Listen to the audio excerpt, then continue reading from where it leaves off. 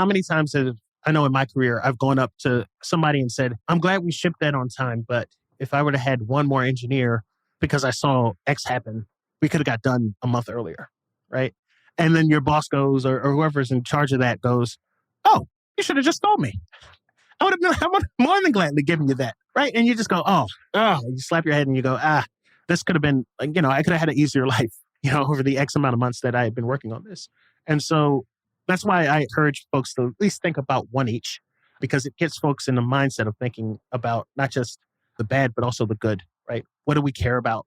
And PMs we always talk about priorities and what we care about, right? Like, it's not just the negative, right? It's also the positive, right? What are we willing to invest in at the cost of everything else? And so getting that on the table can really help, my main point of what I think product managers should be doing, right? Which is increase the decision fitness of the company or team that they're on. Creating great products isn't just about product managers and their day-to-day interactions with developers.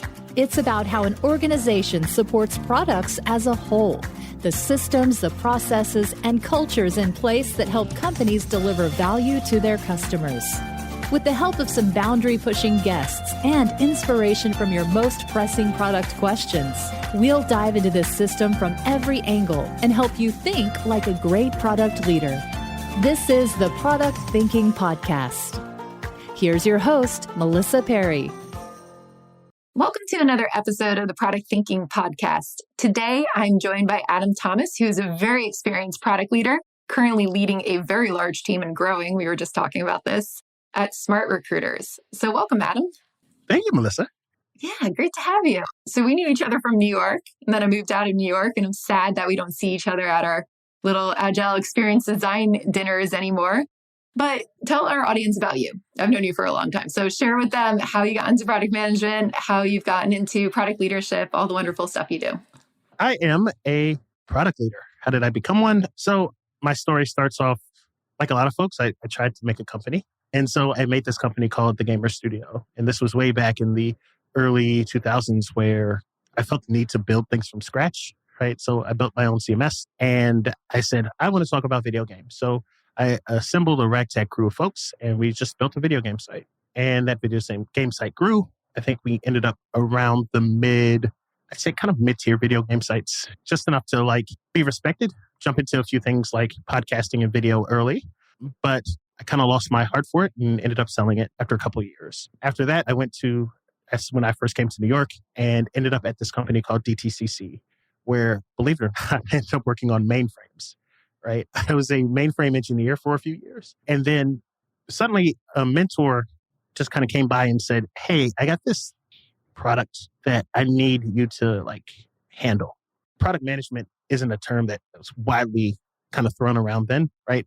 You just kind of started doing that type of stuff. So I started kind of building out the experience for our users. I started doing interviews. I started managing that software development lifecycle. Next thing you know, that kind of grew. And the next thing you know, I had about 5 products up to and including, our new initiatives. So I started working with things like AI relatively early at the beginning of the 2010s.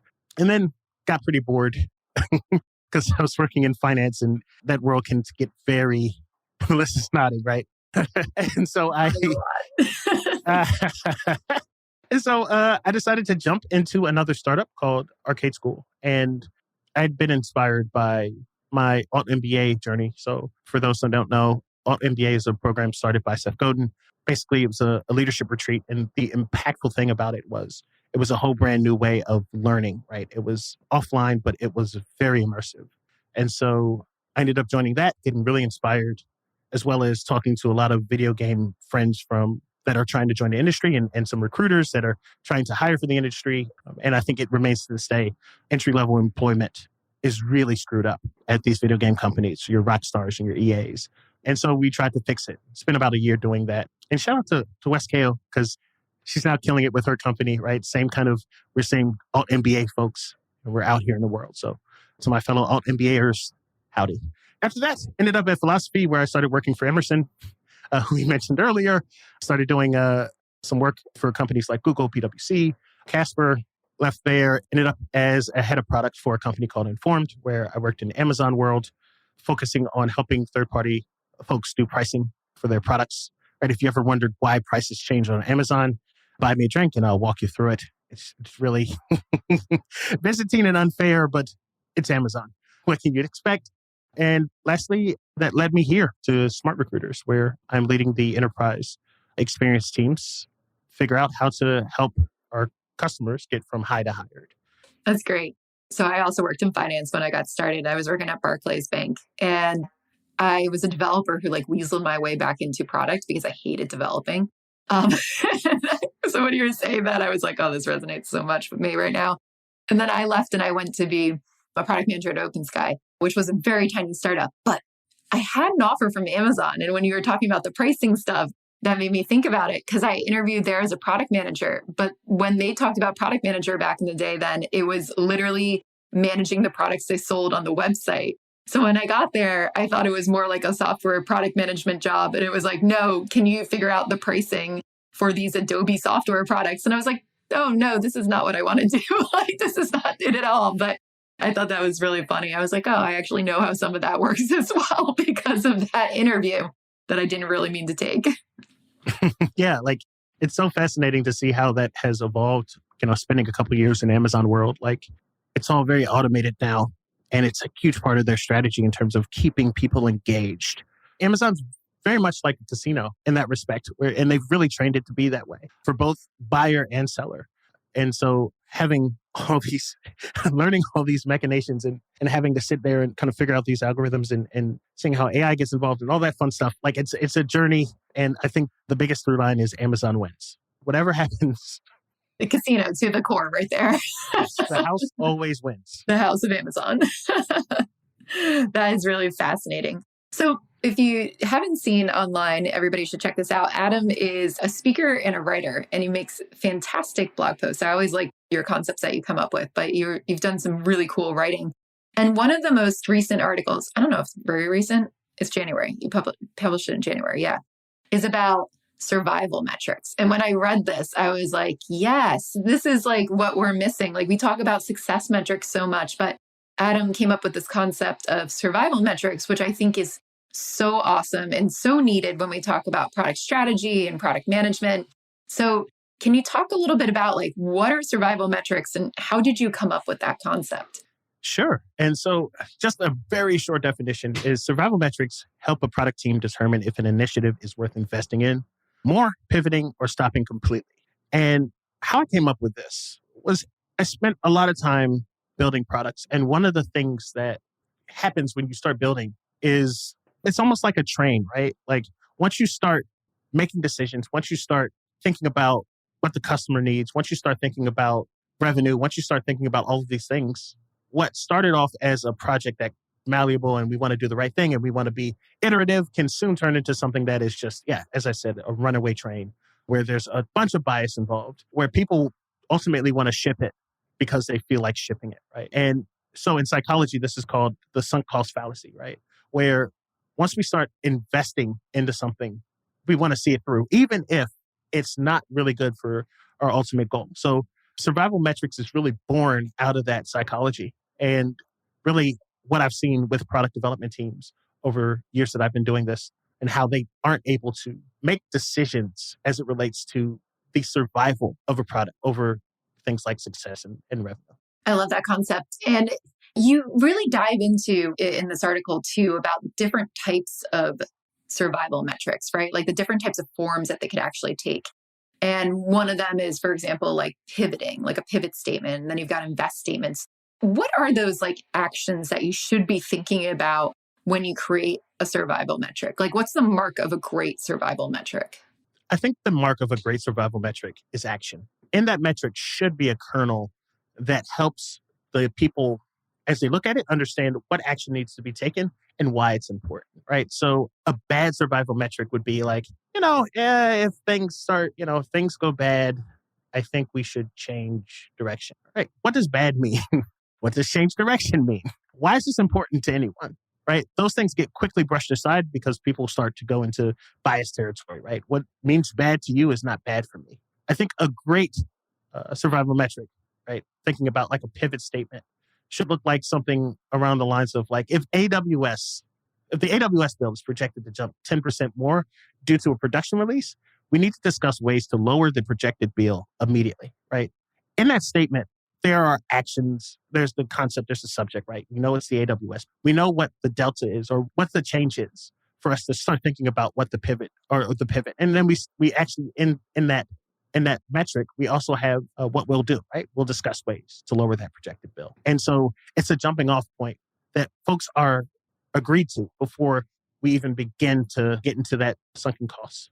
So when we're thinking about survival metrics as it relates to like a product strategy or a strategy deployment, right? I think about a lot of things with like, we've got the company level success metrics and the direction we want to go. Like, let's expand into the new markets. Let's like expand geographically or whatever it is to start, increasing our revenue and costs at the top.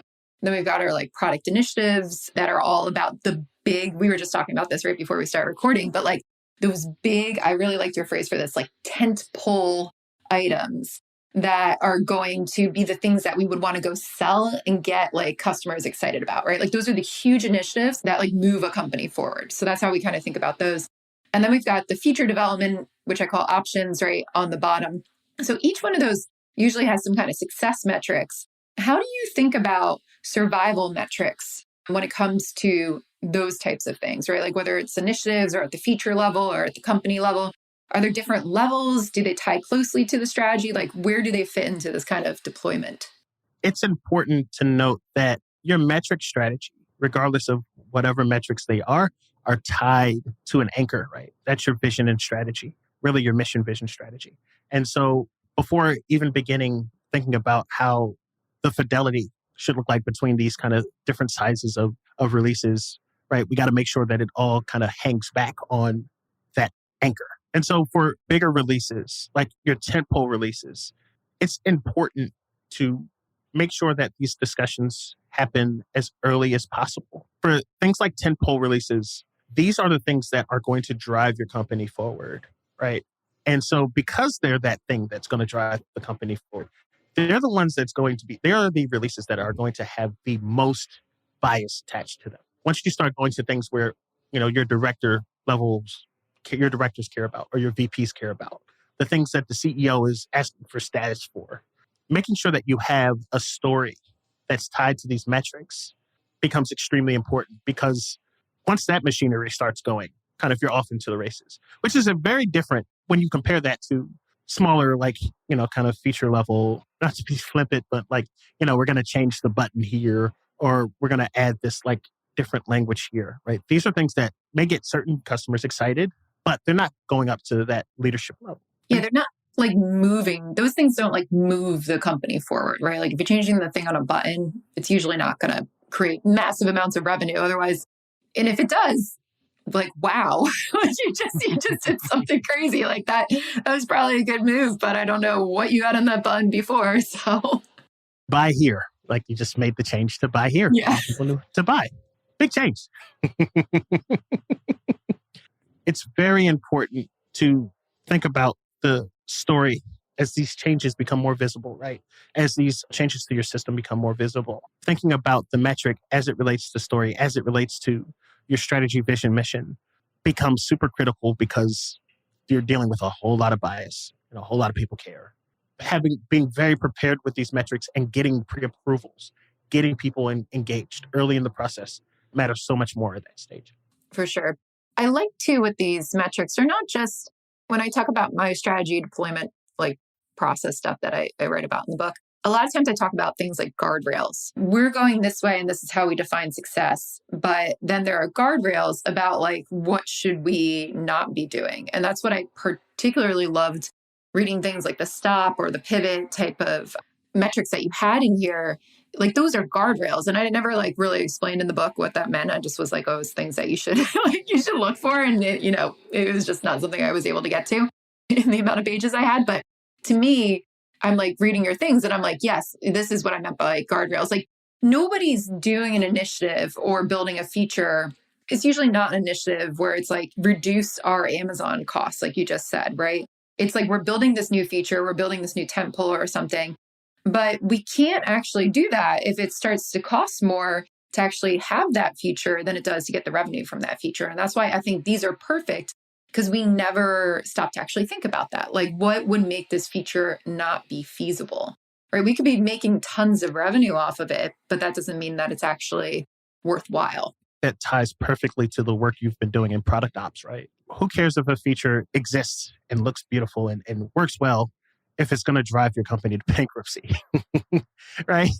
And so installing guardrails like this or survival metrics that really speak to the survivability or the margins of whatever that we're pushing out gives people an understanding in a really simple way what those guardrails are and why they're important. So that when you're going around telling the story about this feature, when you run into those guardrails, it's not a surprise that we need to slow down and figure things out. And B, you already have that kernel to the story, right? Of what is going to drive that next change. Because as you well know, rule number one is always do not let people find out, right? Because that's when bias really starts to jump in and take over. So as long as we're continuing telling this story, right? We're continuing to push these metrics out. Again, people can start to understand those guardrails and aren't afraid of them. Yeah. So when you're thinking about developing these two, right? Let's say you've got part of your strategy where we actually did validate that we want to go after this feature. We start to build it. When do you start to think about your survival metrics and how do you come up with them, right? Because some of them I could see people just not even thinking of, right, to get there. So like, what's your process for really sitting down and going, this is how I develop my survival metrics? The beautiful thing about survival metrics is it's something that builds with the company. It's tied to company culture. It's tied to how the company thinks, right? How they operate, not how they aspire to operate, but how they operate.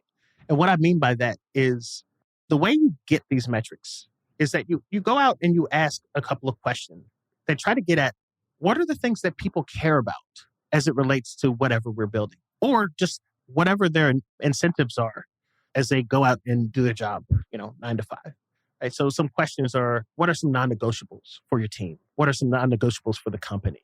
Or what are some markers that you need to see to commit more resources to this initiative? Or how much are you willing to let this initiative cost us? And these questions can take a whole bunch of spins and different paths depending on who you're talking to.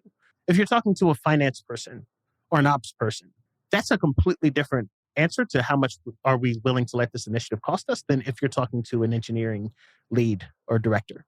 They're thinking in terms of resources. The other is thinking in terms of money, right? And so as you start to build out what this map looks like, some of the things are going to be project dependent. Hey, we want to make sure that this is supposed to be a revenue generating profitable project versus things that, okay, this is an investment. We don't mind kind of letting this be a loss leader for a bit. But the other things that you're going to pull out are things that are company specific, right? So your team's or your company's real values are going to start to pull themselves out the more projects you do this with, right? For example, in the article, I talk about how company that I'm using, Bobco, eventually they get to the point that they know that they do not want to use third-party sources in terms of pull out data, right? That may not come up the first time. It may come up the second, third, fourth, fifth, sixth time. And now you have an actual value that your company lives by. And so again, as you use this more and more and more, right, you get to this kind of flywheel effect where you start to understand the culture of whatever the company that you're working for or or what you're doing. And also you start to build out kind of what the difference is, speaking to what we were talking about earlier between these large tentpole initiatives. What are the survival metrics that tend to pop up there versus initiative versus features and everything in between? Did you know I have a course for product managers that you could take? It's called Product Institute. Over the past 7 years, I've been working with individuals, teams, and companies to upskill their product chops through my fully online school. We have an ever-growing list of courses to help you work through your current product dilemma. Visit productinstitute.com and learn to think like a great product manager. Use code THINKING to save $200 at checkout on our premier course, Product Management Foundations. We also have you have statements that are stop, pivot, invest. Do you recommend that each project, each thing that you're working on have one of each? Is it like some of them lend towards stop, some of them lend towards invest? When it comes to each of these things, I like for teams to think about at least one each, because especially as it relates to invest, because it's easy to talk about things, to how to stop things or why to stop things or even pivoting. But the invest statements, right, can also be just as important. How many times have I know in my career, I've gone up to somebody and said, I'm glad we shipped that on time, but if I would have had one more engineer because I saw X happen, we could have got done a month earlier, right? And then your boss goes, or whoever's in charge of that goes, oh, you should have just told me.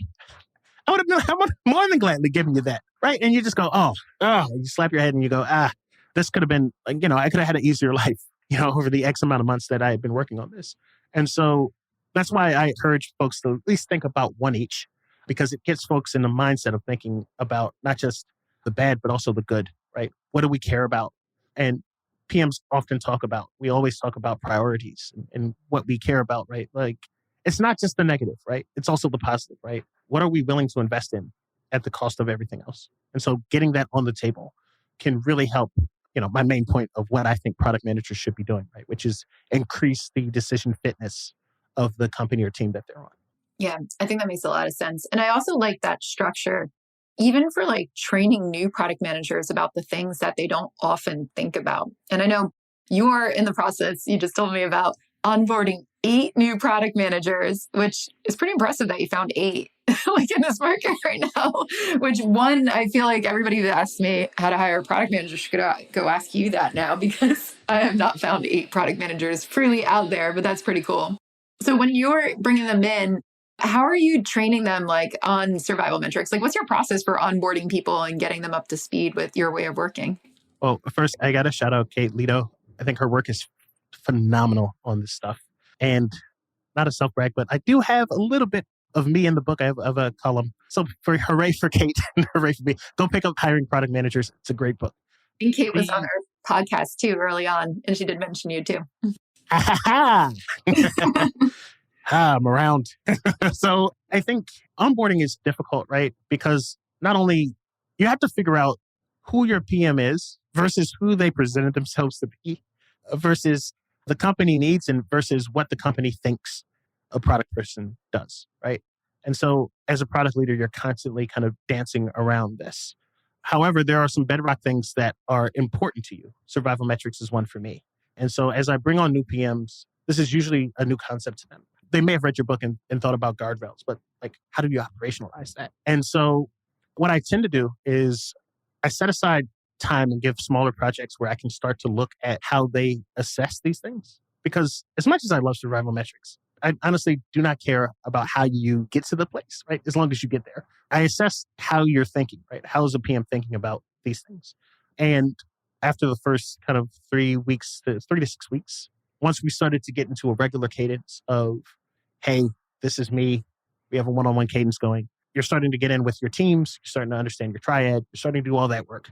Then it becomes a time to just introduce this concept slowly, right? So that by the end of the kind of like first quarter that I'm with them, they're starting to think about prioritization and these guardrails in that way. And so the reason why I used to just jump into things like this very early as a newbie product leader, bad newbie product leader, bad, like, because, right? Like, one thing I think you realize once you start onboarding enough PMs is they have just a world of things to get into whenever they're joining your company. And it's a lot easier to gain trust on the things that people are screaming about them for, right?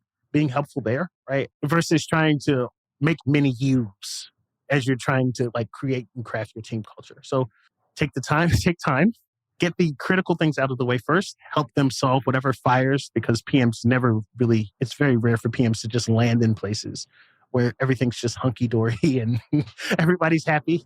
Super rare. If you have found an environment like that, stay for a while, because I'm telling you, it's wild out here. And really, just as a product leader, really just kind of take them on slowly. The idea, like the onboarding process, I think in general for a new PM is like 6 months, right? Think about it in that time scope as opposed to like 2 weeks a month, even that first quarter. When you're thinking about like your new product managers and you're trying to assess like where their minds are at early on, how are you telling if they're making the right decisions? How are you knowing? I've worked with a lot of founders. I work with a lot of people who always ask, like, how can I tell if my product managers are good? Right. And I find that a lot of times too, they'll blame the product managers, but they actually are good, right? They just have no idea how to actually look at the decision-making quality. And it might be that some of the problems are actually happening further down the line in the development or further upstream in the decision-making. So what's your advice for people who might not be really up to speed about this decision-making? Like, what do you look for in your team to say, like, yes, this person gets it. Maybe they need just a smidge of coaching, right? But they can actually make great decisions. I look at two things. One, what information are they gathering when it comes to making a decision? What I'll ask someone to do is kind of break down your last decision for what went in it. Who did you talk to? And I'm trying to get the outcome kind of out of it, right? Because that could have been luck. Either way, good luck, bad luck. And so I want to look at who did they talk to? How did they come to that decision? What were some of the alternate routes that they thought of, right? If somebody's not thinking about, option B, option C, they're probably not thinking about the decision, right?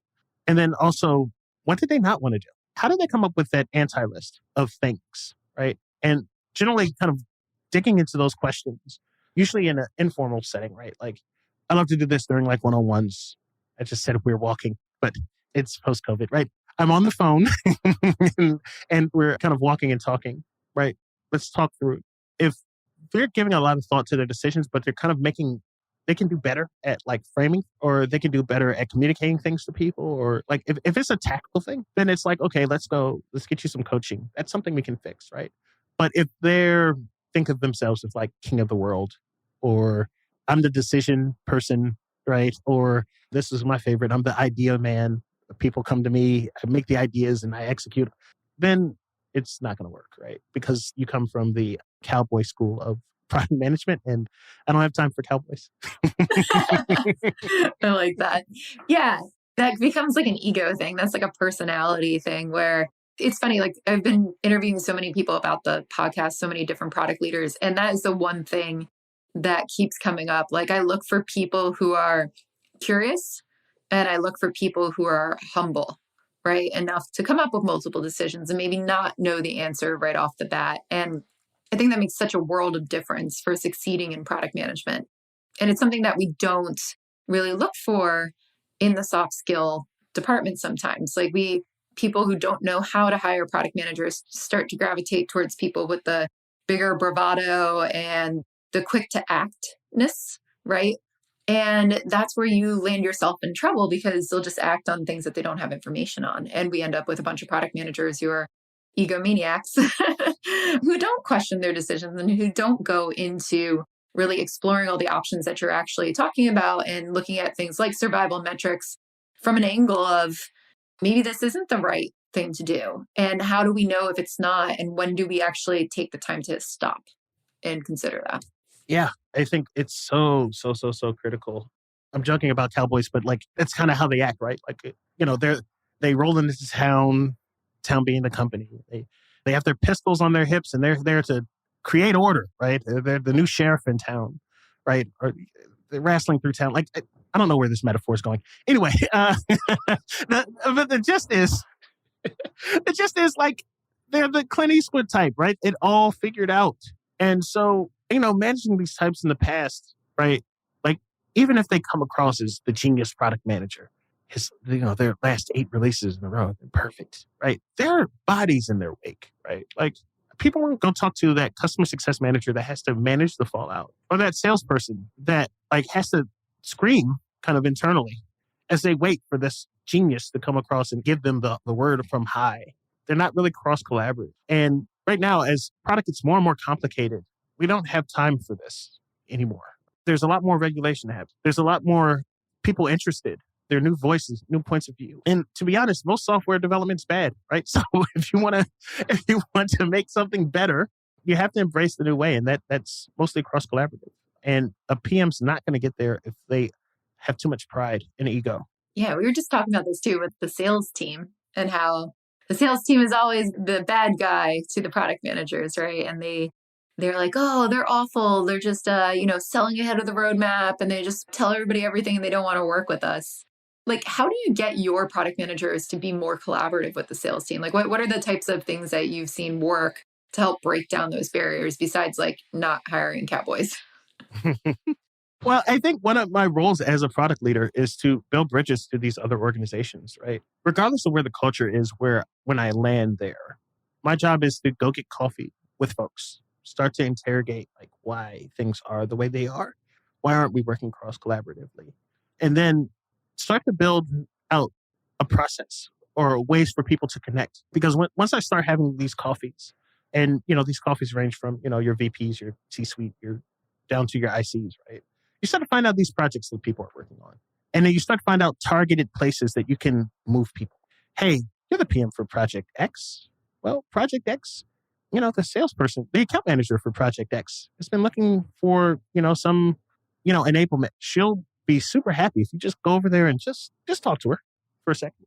All it takes is these small conversations, right? And back to that non-cowboy thing, I think even if a PM has been trapped in a culture where it's very siloed, they start to see their value and what they can add to other teams. That starts to create this effect where things become far more cross-collaborative, as opposed to sales just sails ahead of the roadmap.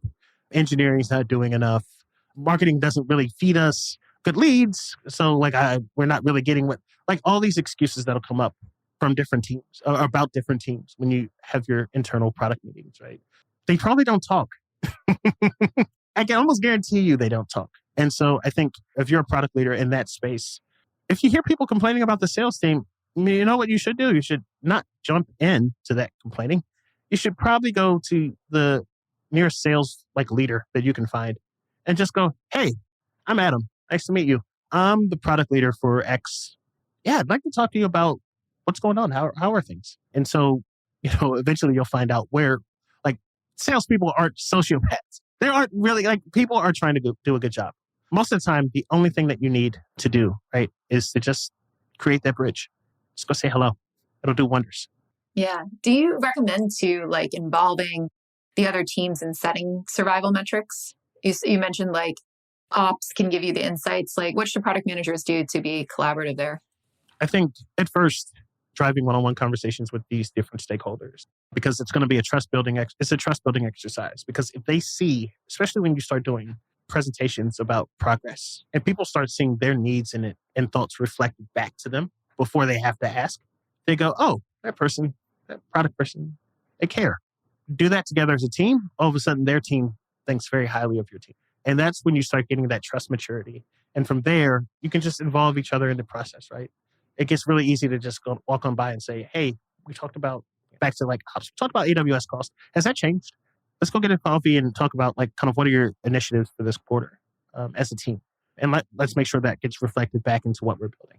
I think that's great advice for product managers to help step out and meet the rest of the teams and make sure their metrics are solid from every perspective too. So thanks so much for being on the podcast, Adam. If people want to read more about your work and your blog post, where should they go? They should go to theadamthomas.com. I promise you, I am not a narcissist. I couldn't get adamthomas.com. So theadamthomas.com, also Twitter, of course.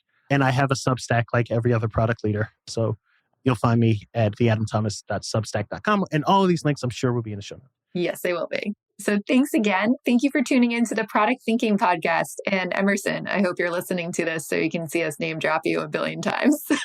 We'll see you next week on Wednesday with another episode of Dear Melissa.